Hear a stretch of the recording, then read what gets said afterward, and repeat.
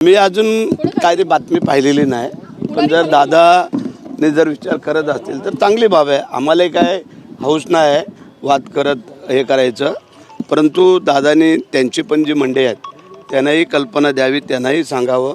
चुकीचं आणि खोटं नाटं जे काय व्हिडिओ दाखवण्याचं काम किंवा हे जे काय चाललेलं आहे हे पण कुठंतरी आता आम्हाला शोधणं गरजेचं वाटतंय.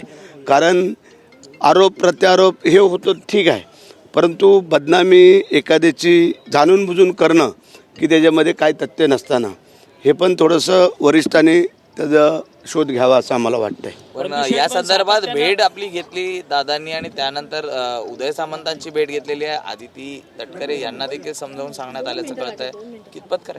नाही असं काय नाही. काल आम्ही सभागृहामध्ये होतो तेव्हा उदय सामंत, मी, दादा आमची आपली चर्चा चालली, त्यावरती मग दादा बोलले आणि त्याच्यामुळे त्यांनी ती प्रतिक्रिया दिली असेल असं मला वाटतं. आता अजित पवारांकडनं एक पाऊल पुढे जाताना पाहायला मिळतं, तसं सेनेकडनं देखील एक पाऊल पुढे. दादाकडनं एक पाऊल पुढे जाताना दिसत असेल तर आमची 2 पावलं पुढे असतील हे तुम्हाला आम्ही सांगतो.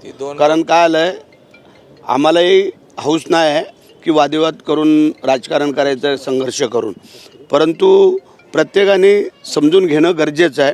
वस्तुस्थिती काय आणि परिस्थिती काय त्याच्या अनुषंगाने चालावं. चल. परंतु अशाच पद्धतीचा दगाफटका जर पुढच्या निवडणुकीमध्ये झाला आता सदस्य होऊन तर काय? तब की बात तब, जेव्हा किंवा तेव्हा बघू आपण, ते बघू आपण. हा चल तिकडे काळजी करू नको, थांब जरा सगळे अजून.